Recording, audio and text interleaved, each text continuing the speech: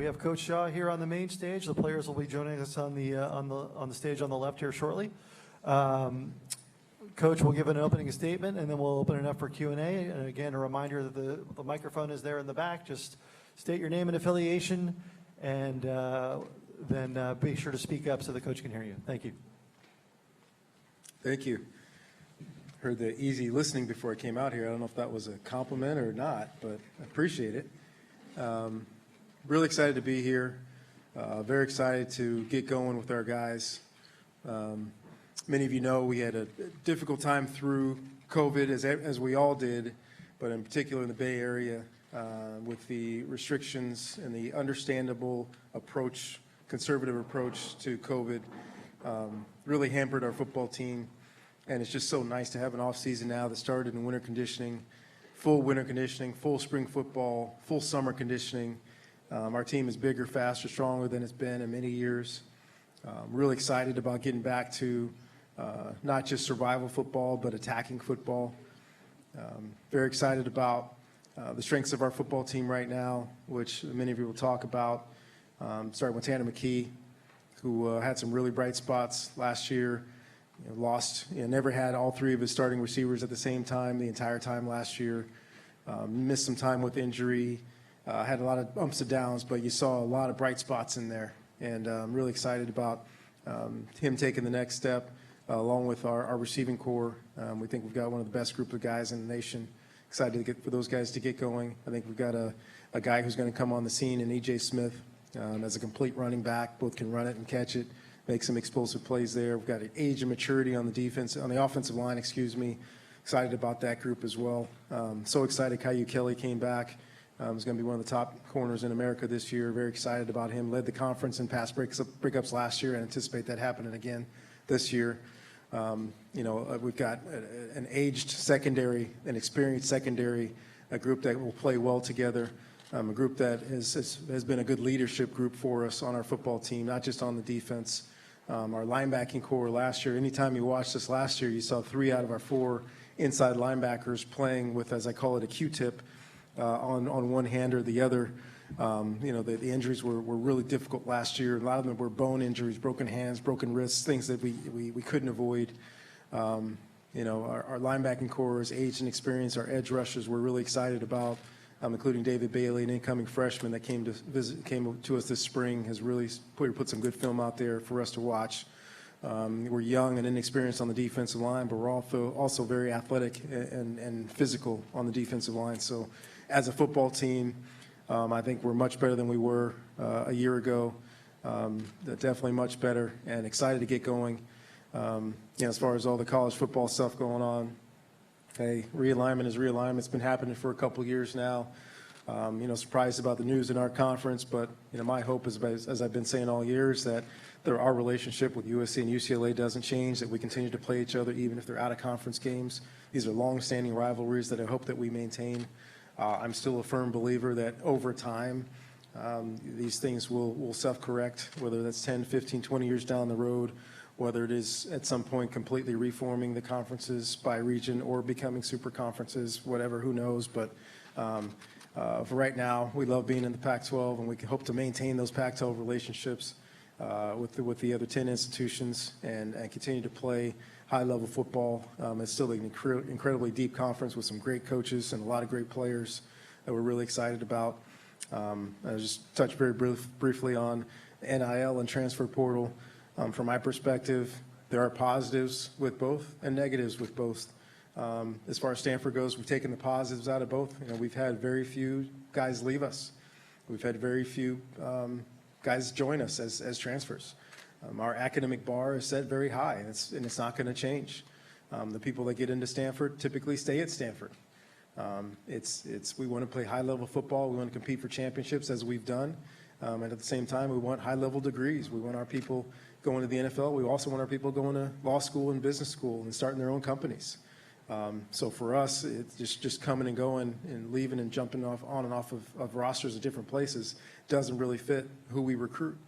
As far as NIL goes, hey, our guys are taking advantage of their NIL opportunities the way that they're supposed to. Your NIL is not supposed to be used as an enticement, although that's happened around the country. both for transfers and for people coming out of high school. But once again, that hasn't affected us. The people that we recruit, the people that want to be at Stanford are long-term thinkers. They don't think about short-term money. They think about long-term money. So the money that exchanges hands for people to make decisions, once again, that hasn't really affected us. We want our people leaving Stanford and talking about doing great things and big things. And I'll take the comparison between cash in hand right now and a Stanford degree 20 years later, and I know which one's going to be more valuable. And the people that we recruit understand that. So we really haven't been affected by NIL. Has been good for us, but this other thing that people are calling NIL, which is not in the NIL, hasn't really affected us. And it won't going forward because we're going to continue to recruit the right people the right way. And at the last couple of years, we'll tell you that we're going to get the young people that we want to get. The only year that we haven't been a top 25 recruiting class is the year of COVID, where people couldn't visit Stanford. And visiting our campus is a deal breaker. You can't visit Stanford. It's hard for us to explain Stanford over the phone. Many of you have been on our campus, and it's a special place. So we're going to continue to recruit at a high level. We're going to play at a high level. And one of our missions as Stanford football program has always been is for us to be an example of how it's supposed to be done in college athletics. And we're going to continue that. So I'll take some questions.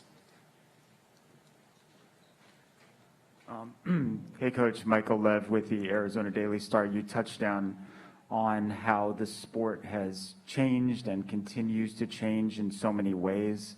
How does that hit you as someone who's been kind of a steward and spokesman for college football for a while now?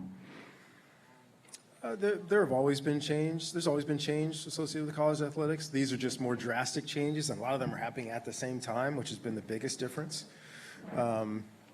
Bottom line for me is and some people take this as a negative, and I will stand up against that. I want college athletics to be college athletics. I don't want it to be professional athletics. I don't want it to be professional. Now, I want our young people to take advantage of their opportunities through NIL and through other opportunities. I think there are a lot of different things that we can continue to do to help our student athletes through health and safety, through yes, other monetary avenues, which I think would be outstanding to help our young people. But at the same time, I don't want to hire and fire college athletes. I want to bring them in. I want them to be students. They're 18, 19 years old and 20 years old. I want them to enjoy college. I don't want them to be professionals. I don't want that to change. I don't want that experience to change. I want them to be on our campuses and be college kids and stay up, playing video games at 2 o'clock in the morning in the dorms. Like, I want them to have those experiences and then leave us and become professionals in whatever their chosen profession. So that's the biggest thing for me, is handling these changes and making the adjustments that we need to make in order to continue to have college athletics and continue to have the other opportunities for the other sports. With these monetary things have put so much focus on football and men's basketball, but college athletics can't just focus on those two sports. We need to do what's right for all the other sports too. So that's my answer to that question, is to maintain college athletics the way that they are, for not just for those two sports, but for everyone. Coach Lynn Harrington with Stay Alive in Power 5. How you doing? Doing great. All right. So they say great quarterbacks make others around them better, and you brought your quarterback Tanner Mckee here at Pac-12 Media Day. Can you briefly discuss his maturation process and how he impacts the offense? Yeah, Tanner is, you can probably hear me, he's talking over there, but Tanner's an outstanding person, just a great human being. All the way back from recruiting, he's just one of those people that when you talk to him, it makes you feel good about humanity. He's just a really good person. And now over the years, that really good person has a really good fire, right? And that's a great combination that you want. You want a quarterback that the guys like, but the guys that they also respond to him. When he says, get your butt going, he means it. And our guys respond to him. And he brings his own fire, his own energy, his own juice. And what I love is we've got a great leadership council. I'm so proud of these guys for what they've been able to instill in our team this offseason. And for that great leadership council to also point to Tanner and say, of our leadership council, this guy's the leader of our leaders. That says a lot about him as a person, him as a football player. And I'm really excited for this year of football for him because I think he's really going to show the ceiling that we saw from him many years ago. Thanks, Coach. Thank you. Hello, Coach. Kenneth Berry, Touchdowns and Tangents. And when you look back on the legacy you've carved out as the head coach at Stanford, and you look around the college football landscape, particularly D1, and you're one of the few black head coaches at this level, how much pride does that instill in you, knowing everything that you've managed to accomplish in all your years at Stanford? Oh, I appreciate the question. I try not to look back too much and think too much about legacy, but I think about the mentality of playing great football and graduating. That's been the focus, and I stick to those. And you look back over the years, and over 90% graduation rate. A lot of guys have played great football. A lot of guys have gone on to the NFL. A lot of guys. I tell people all the time, like I lead the nation in writing recommendations for business school, for law school, for people going to these other high-level jobs. And that's what I should do for my position, the people that I coach. I'm coaching leaders. And for us to focus on playing great football and graduating our guys, that's been what we've done. So that's what I'm really proud of. And with that, how do you overcome kind of the bias against West Coast teams when you look at the Associated polls, when it comes down to, let's say, a 10-win Pac-12 school versus an SEC team that maybe has like 8 wins? Like you guys kind of dealt with it when Christian McCaffrey was here, with the Heisman voting. Some people would say he should have won, but then you look at Alabama, they get the rub. I'm one of those people. Yeah. How do you overcome that rub of the West Coast bias, no matter what your record is at Stanford? Well, the biggest thing is we got to win. That's the thing. You got to win. You got to play great football, and really show what kind of program that you have. And that's where we, as a conference, have fallen short here and there. Now, I will say, built into that, this conference has been really deep, and it's really hard to run the table in this conference. And maybe other conferences, it's easier. Playing 8 conference games, and maybe the conference is not quite as deep, so you have 3 games to get up for every year. But our conference, if you slip up, you're going to get beat. Doesn't matter who it is, doesn't matter where it is. You have to play your best football, and play 9 conference games and a difficult out-of-conference schedule is something that maybe the entire country doesn't understand, and maybe other places are given a little bit more of a leeway when they don't play the difficult schedule. They play a couple of tough games and play well in those. I looked at many things over the years, and there were years where we've had great teams in our conference, but they play 7 conference games in a row, and that 6th game in a row, whether that's at the Palouse or at Stanford or at Oregon or wherever, you have that one slip up, and now you fall out of that trying to get into the playoff because of that one game, whereas other conferences, you don't see them play more than 3 conference games in a row. Some of them, you rarely see them play more than back-to-back conference games because there's a bye or there's a non-conference opponent. So for us in our conference, for people to understand, to play 6, 7, sometimes 8 conference games in a row, sometimes without a bye, that's a tough, difficult thing to do. So for us, we have to find a way to win those big games, win the out-of-conference games, and then go win those bowl games in order to truly have a balance, because some people's opinions you're not going to change, but I'm fine with that. But we need to be able to have something to say, hey, here's how we compare to those other schools around the country. And lastly, with the loss of UCLA, USC potentially, does that bother you as far as Stanford's strength of schedule, or are you already looking towards kind of more tougher out-of-conference opponents just in case? Well, first of all, that's 2 years from now. That's 14 years for regular people years, right? Those are 2 college football seasons. So for us, I don't think about strength of schedule. You compare our strength of schedule to anybody in America, we'll be in the top 10, in my opinion, over the last decade. We play out-of-conference opponents, Notre Dame. We got BYU this year. We've played Division I opponents out-of-conference schedule, so I'm not worried about strength of schedule. I'm sad to a certain degree about not being in the same conference in a few years of USC and UCLA. because those have been a big part of the Pac-10, the Pac-8, Pac-10, Pac-12 story. And selfishly, being a Stanford alum, playing at Stanford, there have been a lot of great games between Stanford and USC and Stanford and UCLA. So as I said earlier, my hope is that we continue to play those two programs, even if they are out-of-conference games. Thanks, Coach. Thank you. Hey, Coach. Jamal Madney, LA Football Network. 2 questions for you. You mentioned about Tanner Mckee. What are your expectations this year about the larger passing game? Obviously, Bryson, Elijah, Michael Wilson, most of those guys haven't been able to play together over the last couple of years. But now when you pair them on the field together with Tanner, is this a top 2, top 3 passing offense in the conference just waiting to break out? And what are your expectations there? Well, first of all, expectations are for balance, right? I don't want to come out and throw the ball 60 times a game. That's never been what I wanted to do, and it's never proven that wins. What wins is being balanced and being able to run the football as well as throw it. As far as the passing game goes, it's the combination of being efficient and explosive. And as you said, we never had a game with all 3 of those guys you mentioned at the same time with Tanner. We never had a game with all 3 of those guys and Ben Urosic, who we believe is going to be one of the top tight ends in America, really started towards the end of last year. You can make a case.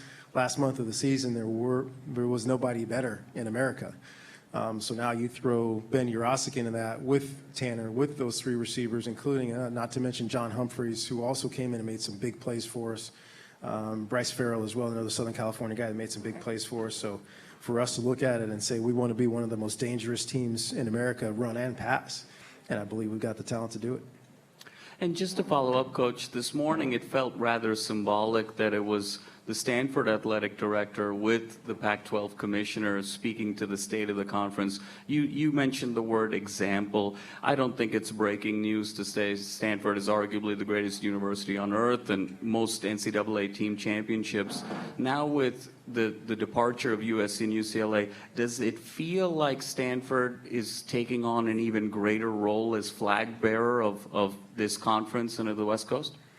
That's a tough question to answer. I believe it's up to all the remaining universities to be at their absolute best and really band together to show what this conference is about.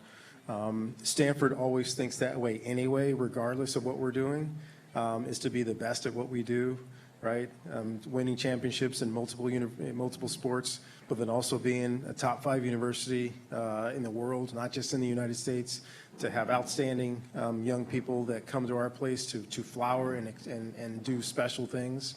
So that's how we think anyway. We talk about Stanford being a launching pad for leaders. We want our people to be leaders, and we want them to be leaders. They have to think like leaders. So for us, without taking the mantle for the conference, really for us being the best we can be and pushing our young people to be the best they can be, that's our main goal. But as far as the conference goes, really working with the other 9 schools left in this conference to make this conference the best it can be. Thanks so much, Coach. Thank you. We have about 5 minutes left. Derek Peterson, Saturday Out West. Hey, Coach, you have a ton of returning experience on the offensive line. I guess, can you just speak to the importance of continuity within that group and what your expectations are for them this season? Yeah, really excited about where we are on the offensive line.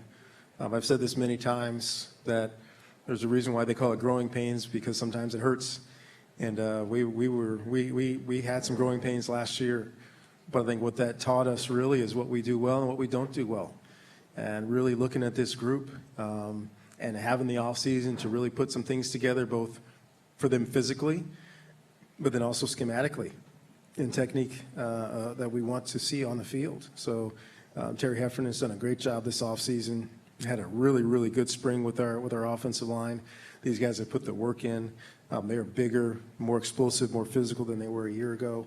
And they've got a little chip on their shoulders, right? We did not play our brand of football last year to any degree. So now for these guys to come back and for me to continually say that how our team goes depends on the offensive line. And I mean it. And those guys are going to set the table for us. For Tanner to do what he needs to do, for E.J. Smith to do what he needs to do, those guys need to play at a high level. And they've taken that taking that very seriously. And I look at our group right now, and we are where we were before, where I think we've got probably 7 guys that could start, and we may play up to 8, depending on how well these guys come through training camp, and have that big physical group up front that can also be great pass protectors. They're going to determine how much success we have this year. Thank you. Thank you. Josh Newman, Salt Lake Tribune. Hi, David. How are you? Doing great. What makes Utah so tough to play, so tough to prep for, and why are they worthy of being the pick to win the league? Couple things. One, I'm looking forward to playing them since we didn't play them last year. There was a game that was played. We didn't show up and play it. But Kyle has done an outstanding job, not just recruiting, right? So much gets talked about that, but it's recruiting and developing and having an identity. And I point to it for our team multiple times. You watch, and what I love about their year last year is they didn't start off like gangbusters. It started off difficult, and that's when you see the character of a football team. They didn't fold. They got better. They came together. They throw in Cameron in there, and Cameron takes the next step and has an outstanding year. So yeah, they're very deserving, because when you're on top, somebody's got to knock you off. And they got enough guys coming back. They're physical. They're athletic. They're explosive. They've got marquee guys on both sides of the ball. They've got a staff that knows who they are, and they play to their strengths. And they're a tough team to beat. So they absolutely deserve that bullseye that the other 11 teams now have on them. And at the same time, they play a style of football that we appreciate, that we try to embody as well. And there have been many years where Utah and Stanford were the 2 most physical teams in the conference. Utah's the most physical team in the conference, and we're trying to get back there. And just to follow that up, Rising will have the same offensive coordinator for his entire career. What does it do for the maturation of a quarterback when you can have the same OC for all 4 years you're there? Yeah, and that's a difficult part with we talk a lot about all the transfers that have happened, but at the same time, there's a lot of coaching changes here and there, and it's a different day and age where it used to be that coaching staff stayed together for a while, and staffs got 3, 5, 6, 7 years to get things going, and it's just not that way anymore. But it helps the quarterback's development when you hear the same voices, when things stay consistent. And I think you'll see that with Tanner as well, coming back on really year 3. Year 1 was a big learning year for him. Year 2, we kind of got out there. Now year 3, we've been fine-tuning things for him to go play. And I think Cameron's going to experience that also, that there's now another level that you can reach when everything else has stayed consistent. You're not learning anymore.